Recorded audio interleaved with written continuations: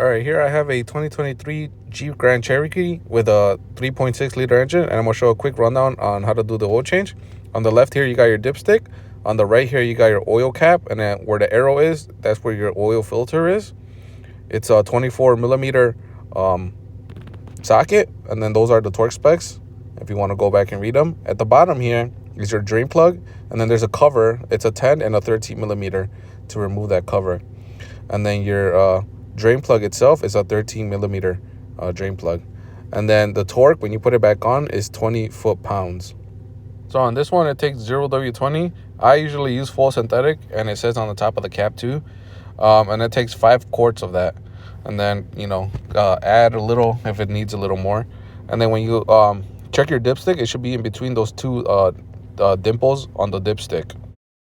And then to reset your oil life, what I like to do is turn the car to the run position and then press down on the gas pedal 3 times. And that's the fastest and easiest way I do it. Or you could go through the menus and look for oil life, like I'm doing here. And because it's already reset, it's at 100%, but it says hold OK to reset with the engine off but ignition on. So if you have any questions, just let me know and I'll try to help you out.